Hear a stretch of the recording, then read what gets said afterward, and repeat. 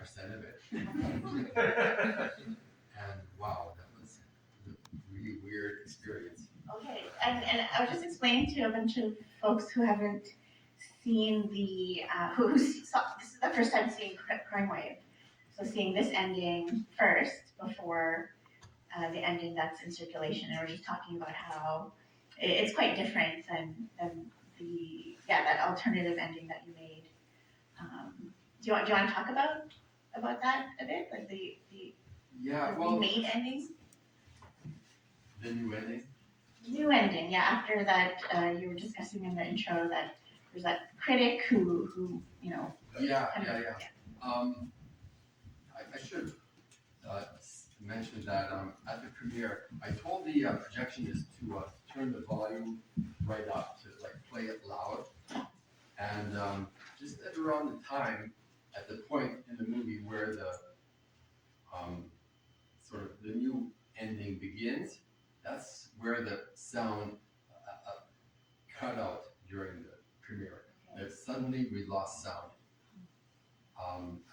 They a fuse was blown, or I don't know. But anyway, there was about a half-hour delay while they tried to get the sound working again. And so during that half hour, I was seeing people like leave into the lobby, and then once the movie was up and running it again, not everybody came back, and that happened at the point in the story where Ethan and old mom entered the picture, and it's tonally very different from what precedes it. Yeah. And so the combination of that delay, which sort of like all the momentum that the movie had built up, was lost during that delay, and so that combined with the tonal shift, really like gave this original ending really no chance to deliver what it maybe could have delivered for that first audience. And Jay Scott, who I mentioned in his review, said something like, "What was it?" I actually went back to my hotel room that night following the screening. Like really, I thought it was a disaster. Oh no. And so I went straight back to my hotel room, and the next morning, as I was crossing the lobby at the hotel, someone came out from the press room and said, "Have you seen the Globe and Mail?" And I said, "No." And he said, "Well, here, come with me, right?" And she put the newspaper in my hand, and the headline was something like "Half-Cooked Crime Wave."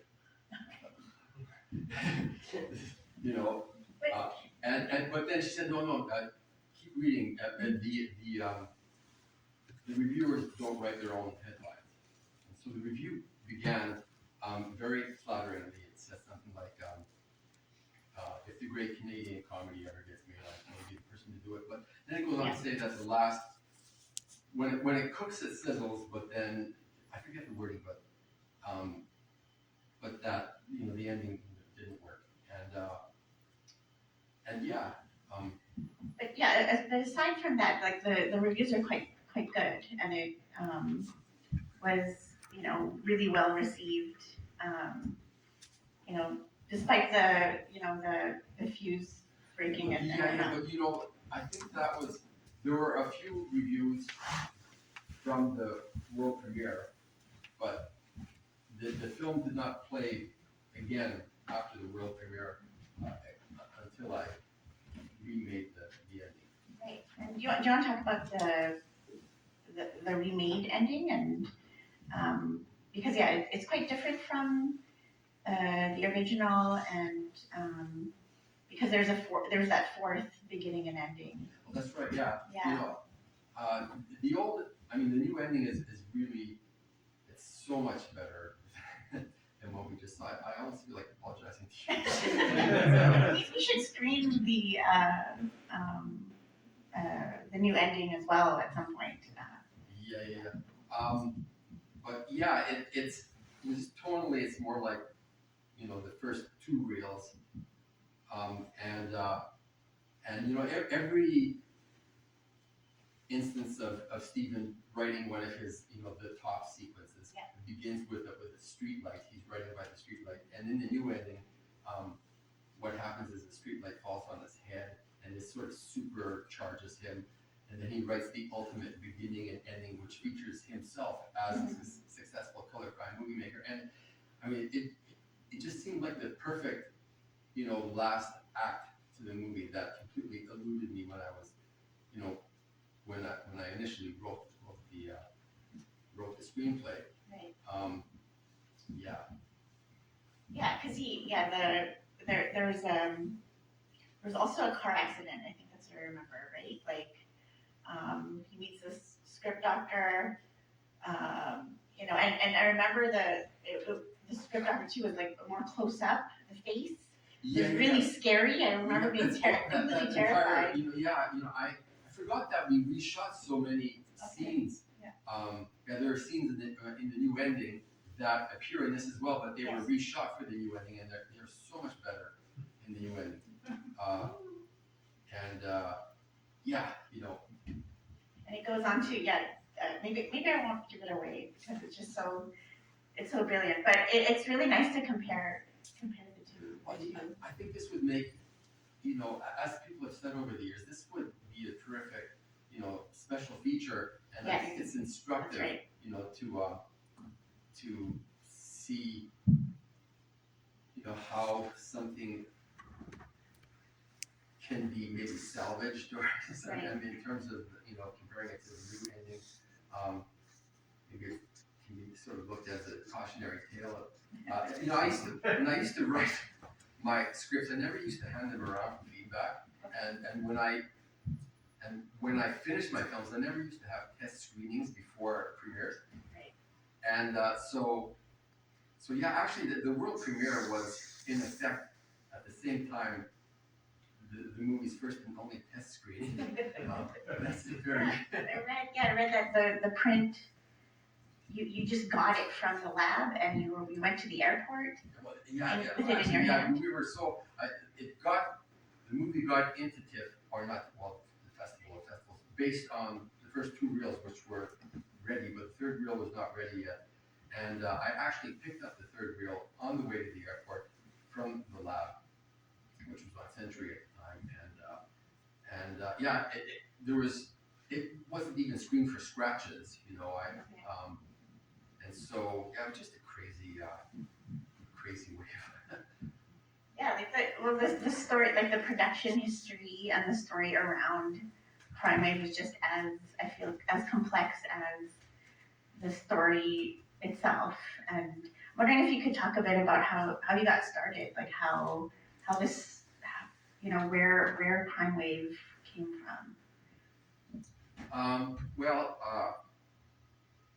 I had just finished my trilogy of short films, which combined into a quasi feature, and so following that, I wanted to write a legit feature script, and I wrote one called Crime Wave, but an entirely different story. It didn't really work out. And I wrote another one called Crazy Casey, about a guy who joins some friends of his family, and they have an apartment. He's come to town to go to college or something, and they have an apartment over their garage. And so this is where he moves to it. And there's a girl that lives in the house. She's older than Kim, and he develops a crush on her, which I reversed in this scenario. And but it didn't work out exactly either. So I wrote two feature scripts that did not work out to my satisfaction. And I was feeling blocked. Okay.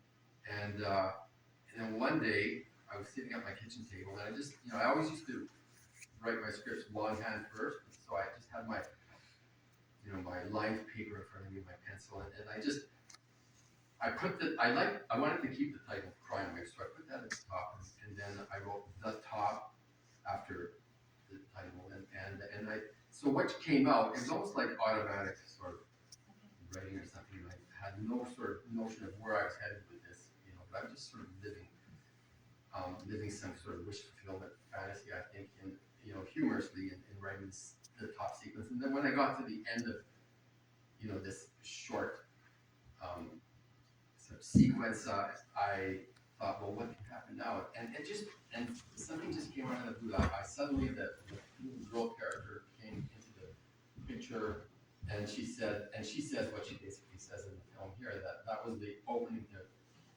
one of Stephen's screenplays. And then as soon as I had that, I realized what I had here. I had a way that I could speak about, humorously speak about writer's block. Right. And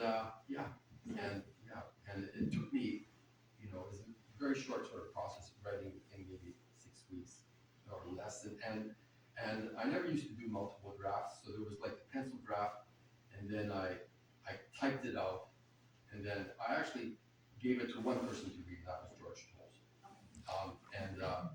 You guys may know who he is. He collaborates with Gaia. And so George was summering in Buffalo at this point. So I mailed the script to him, and he mailed me a letter back, which I still have actually. I actually still have the handwritten script for Crime Wave, and I have George's letter in the same plastic bag. The letter meant a lot to me because he was so encouraging. And you guys know the movie Badlands by Terrence Malick, and there's the narration by the young girl, and she brings this sort of innocence to the. He told me that that's what I had, which I had not realized because I had not seen Badlands at this point. But he just made a couple of suggestions about a couple of scenes, and I followed his suggestions. So yeah, I did some minor tweaking to it, but otherwise, that was he was just very encouraging, and I felt confident to proceed with that script. Nice. And so the story of Steve Penny then is like very much inspired by your own. Yeah, all my movies were all semi-autobiographical. And how did you cast Kim, who's Ina Kovac? I was really lucky actually. I had just finished the script and I was ready to put an ad in the paper looking for a young girl. And when my parents asked me if I wanted to go to their church, not our church, but one of the Hungarian churches, to see this sort of review, just sort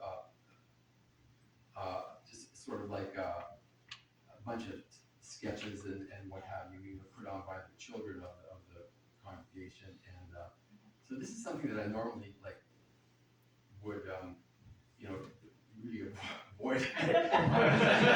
For some reason, I said yeah. So I went with him, and so I'm sitting there with him, and then Ava came out to do her bit, and she was in this bug costume where she had like 2 extra arms sticking out of her sides, so she has like 6 arms altogether, and then she recited this like long poem,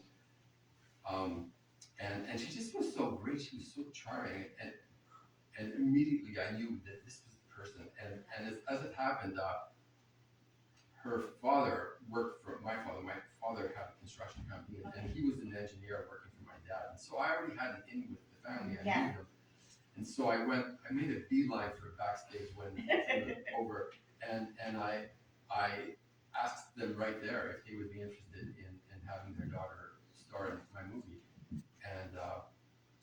And they said yes. I never gave them the entire script to read. I just would show up. We shot on weekends, and I just would show up with like the sides that she needed for that weekend's shoot.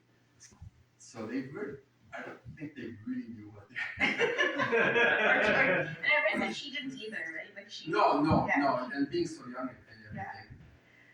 It's very, very like I'm just imagining. Ava in that black costume, like it's very surreal, and it reminds me of like Sean from Matchbox in a Cloud, describing your films as Tex Avery splatter. Right. And I'm wondering if you could discuss your before live action and when you started making movies and your life as an animator, and how if that influenced any of the production of Crime Wave, the look, the feel. And I know that look and feel is also very much the pastiche that Jonathan Ball talks about. There's a book by Jonathan Ball that came out at the same time as the TIFF restoration, right? And so, just interested in learning about your animation history. Well, I started off as an animator and out of high school, actually, I got a job working for Ken Perkins Animation in town, and I worked on Sesame Street cartoons, the French Canadian one, also some just contracts for local businesses. K-Tel. K-Tel, actually, yeah, we did. K-Tel, I can't remember if I did actually work on one of the commercials, one of the animated, Cookie Country was the name of the commercial, and just like all these hits. And then I only stayed for 8 months, and then I went to art school, to the U of M art school, and it was while at art school that, and at this point I had finished 2 animated cartoons on my own, and one of them was accepted into the British Film Institute's London Film Festival, and they sent me a very nice sort of certificate. You won an award. Wasn't it the best film of the year? Well, no. It was just, they may have given this out to everybody that they selected to go to the festival, but still to be accepted, and as an 18-year-old, well, actually I finished the thing when I was 17, so it was, it was a real achievement, and there was something, the words outstanding achievement appear on the, but again, this may have, everybody that got selected maybe got the same. I know, it's pretty incredible, like it has, it's just, you can see the amount of work and the drawing, but also just the colors, there's the technicolor feel of it, it's just very saturated, and I know in the film, in Crime Wave you talk about the Eastman, the 7291 stock. Yeah. Did you use that stock to create this kind of color? Yeah. It was it was really the lighting. It's all in the lighting to get that saturated color look. It's using what's called hard light, and that's where you just don't soften the light. Okay. You do not bounce it off of something, or you don't shoot it through diffusion. Diffusion, exactly. Yeah. You just do not diffuse it at all. So you make it as directional and sort of focused as you can make it, and it gives you really high contrast, and it saturates the colors. And this is what they used to do in the classic era of Hollywood. They would generally shoot with hard light, or if they did exteriors, they would always shoot with the sun. They made sure to shoot with the sun. Yeah. And again, it gives you that saturated, high contrast look. So that's what I did, which was very new for 1985. Yeah. At this point, Hollywood had stopped shooting that way for maybe 20 or so years, and so this is one of the things that I was doing visually that I was very excited about until David Lynch's Blue Velvet came out, and it was released just a few weeks before Crime Wave, and there's that scene. And it's also in this sort of white bread 1950s town, and there's that scene where you see the white picket fence and the blue sky behind it, which is like an iconic sort of image from that movie. Yeah. Well, this was what I was. Yeah, exactly. Yeah, so that was blue sky. Yeah. And I guess there's something about the 50s, I guess, that you're both capturing, but and it's when we see the Dr. Jolly, Dr. Jolly, it's like, we all think of Mulholland Drive, right? And yes, well, there's a scene in that scene, yeah. It's in Mulholland Drive, right? Yeah, where someone meets a psychotic cowboy character. A film director meets a cowboy. Okay, yeah. And so many people have said to me over the years that he must have seen Crime Wave. I mean, it's just too coincidental otherwise. Who knows? And the Coen brothers definitely saw it, right? Well, yeah, the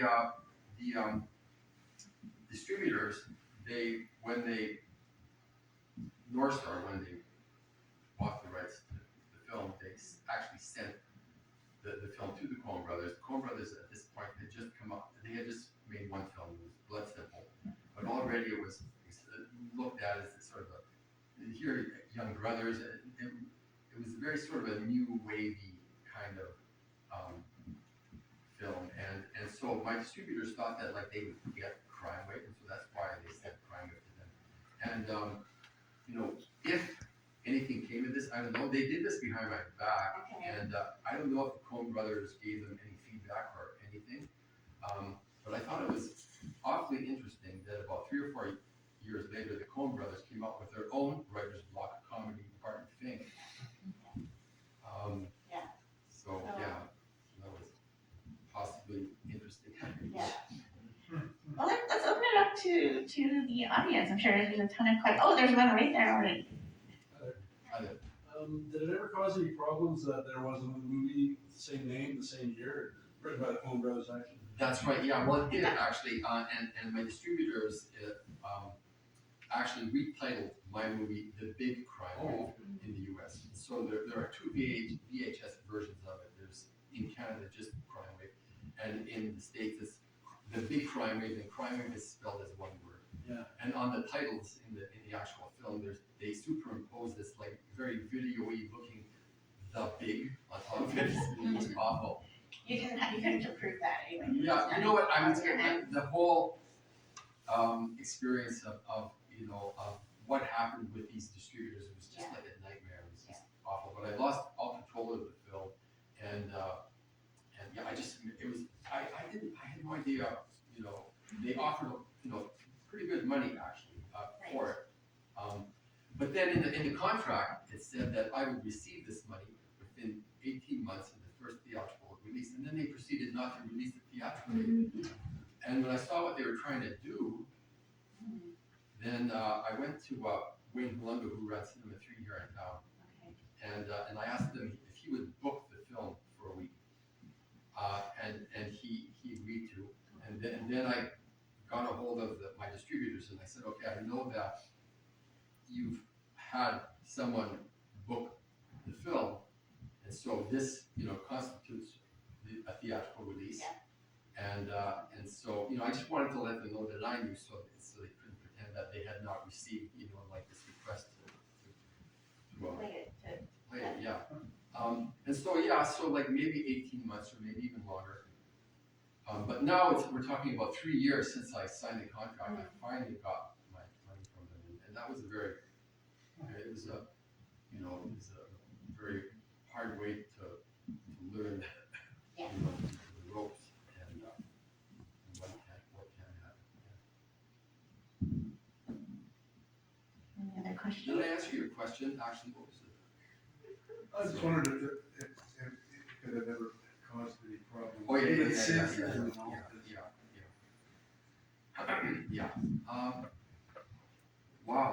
It's Well, so weird. And then so it was put onto VHS. Yeah, and then on pay TV, and then PTV, yeah, that's where Bruce McCullough. yeah, Bruce McCullough from Kids in the Hall, and so now it's about 5 or 6 years after the world premiere, and I was really sort of I actually had that job that you saw where the guys counting cars. That was my job sitting in Winnipeg.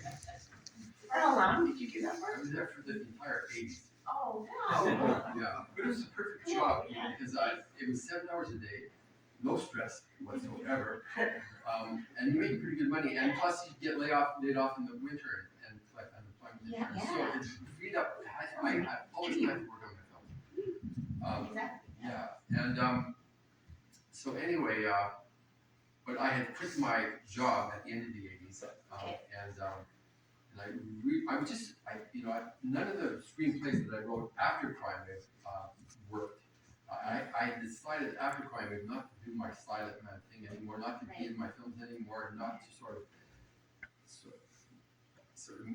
tell my story. They wouldn't be. I wanted to sort of grow beyond that and make something that hopefully would be more commercial and not just play as maybe at best a midnight movie. And nothing against I love them myself and all the other ones, but I just wanted to go beyond that, but it wasn't working, and so I had all this trouble with the distributor as I just described, and so I was in a pretty bad spot, and then I got this phone call out of the blue from one of the producers of the Kids in the Hall, and at this point I had not seen any Kids in the Hall on TV. They had finished their first season, but I had not heard of them, I did not know who they were.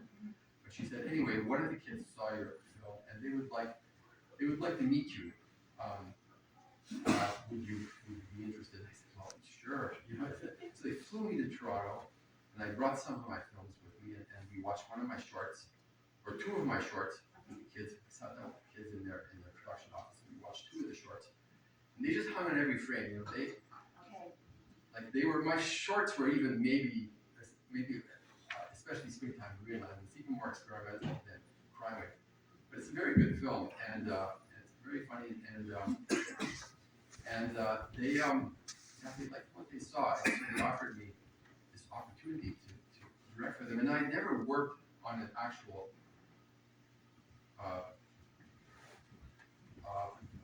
with a crew, an actual crew, like everything on all my films was with just a couple of high school friends, and I was my own DP and all this stuff. And so I never worked on an actual crew before, so I had no idea about what the protocol is, you know. You know, I didn't know like what the function, like what an assistant director was for, what their actual job is. I didn't know how to shoot coverage because I used to shoot jigsaw puzzles. I just shot the pieces that needed to fit together to sort of tell the story as how I had imagined it. But I never actually shot like a master shot and then cover this side and cover that side, which is the way it's done, right, in TV and in most movies. So all this stuff I was learning on the job, and but they knew that I didn't know any of this stuff, but they wanted me there, not because of my experience working with the crew and shooting this way, but because of what they saw in my films, yeah, so that was my first professional engagement as a director, which led to more. I worked with Joe Flaherty from SCTV on a show that he called Maniac Mansion. You know, did some. There was a John Paizs production called What's a Thief, and I did a couple of episodes of that. And then that led to a feature that was offered me with starring Campbell Scott and Tom Everett Scott, and that was at the end of the '90s. So through the '90s, you know, work started coming my way because of Crime Wave. Yeah. And you were talking about Springtime and Greenland, which in Crime Wave, right? There's that sound. Is that like an actual thing that happens? Like the sound? Yeah, that happened in the car accident about smashing the camera borrowed from the National Film Board of Canada. That actually happened in Springtime in Greenland. The shot was the guy in his muscle car was supposed to drive his car really fast toward the camera, and then at the last second turn right in front of the camera. And so I was behind the camera, and so I waved to him to come on, right? So he booted it, and he's coming toward me really fast, and then he hit the brakes to make the turn, but the brakes locked, and he just kept coming toward me, skidding toward me, and my girlfriend at the time, she screamed behind me. I couldn't tell how close he was because I was looking through the camera lens, and he always looked close to me through the camera. Right. And so when I moved my eye away from the eye cup, I said, hold it. And all I had time to do was like sort of dive to the side, and I knocked the camera over with me as I went, right? Wow. And as the camera went over, the tripod leg lifted up, and the car, as it passed by my shoulder, like inches past my shoulder, hit the tripod leg and spun the camera around it, and the camera smashed into the pavement. And then the car continued and took out the hydro pole right behind us. And the next thing, the car's up on the boulevard, and the hydro pole is lying horizontally on top of the car. And the guy, who was a high school friend of mine, got out of the car, and he just got out, looked, and he said, "Is that a take?" The next thing, the police were there, and the camera was smashed and everything. And luckily, a friend of my dad's, he owned a camera repair shop called Carl's Camera Clinic. And so I had an emergency. We called him up, and I had this emergency sort of visit to his shop. He came and opened it up on the weekend, and he was able to weld the housing of the camera, the borrowed camera, back together again. So he was able to get it working again. So when I returned to the NFB, I told him what happened, but at least I brought it back repaired. Yeah, that's nice. And I'm glad you made it out safe. Well, yeah, I mean, I could admit it. I mean, if that car had hit me, it would have hit me straight, straight on. Springtime in Greenland, it is available online through Hulu, through the Winnipeg Film Group. So if you're interested in seeing, and the other. Yeah, I would, really, I I only recommend. I only really, shouldn't say this, but I only recommend 2 of my live action films to people, and that's Okay. Crime Wave, the new Yeah, version, yeah. and Springtime in Greenland. Oh, okay. Greenland is a terrific. Yeah, it is. I'm really It's proud of it, fantastic. and it actually when TIFF, they did it at what was it, in the year 2017 or something, which was the 150th anniversary. Oh, okay. It was it was 150th anniversary of Canada. They did this thing where they sort of named the 100 best movies made in Canadian history, and of those 100, 10 were short films, and they selected Springtime. Oh, cool. And it is. It's really wonderful. There's just a lot happening in that film too. A lot of stunts, I would say. Yeah. Yeah. But yeah, oh, sorry, I'm hogging the questions. Any other questions from the audience? Yeah. Just interested if you could talk about the older actress at the end, the ending we saw. She's not in the new cut, right? No, she's not. Who is she? I'm just interested in. Her name was Barbara McDonald. And yeah, think of the crazy, role that I gave her to play, and riding on this guy's back, and the guy who played Ethan, by the way, I don't know if any of you folks know anything about punk movie history in Winnipeg. I'm sure a bunch of people do. Yeah, okay, well, he was the lead singer for Personality Crisis, which was one of the best punk bands that come out of the city. Mitch Funk. Yeah, Mitch Funk, yeah. Is he the brother of Aaron Funk? Yes, he is. Okay, there we go. Aaron Funk, Venetian Snares. Famous people on this one. Yeah, anyway, yeah, she was terrific, and I did the worst thing. When I redid the ending, I didn't tell her. I couldn't bring myself. Oh, And so she yeah. may have showed up. I don't know if she did. She may have showed up at a screening to see that she was no longer in the movie. Oh. Yeah, it was just like a gutless. I so regret the number of things that I've done in my younger days, and that is like right up there. She would have understood, I think, the reasoning. Well, really, I should have manned up. I should have told her. Anyway, yeah, she completely was cut out, along with Ethan. Though I gave Ethan in the new ending plays my father. It's a very, very short. It's really good. It's really great. It's really hilarious that Ethan's new role in the alternative ending. There's a question in the back. You were talking about how you were involved with like sort of animation before you went into filmmaking. So it seemed like that was also an element of the film because there's, I guess, like there's even that whole thing, the top. I'm assuming you built that yourself and stuff like that. I animated that fireball. I animated that. So and the sort of the exploding fireball effect around the people when they're revealed from the explosion of the fireball, and you see those radiating sort of colored lines. That's all animated by me and shot on an animation stand, and I married them with the live action using just a simple double exposure technique. So my animation really came in handy in terms of my later filmmaking, especially in Crime Wave. Did you shoot the animation at NFB?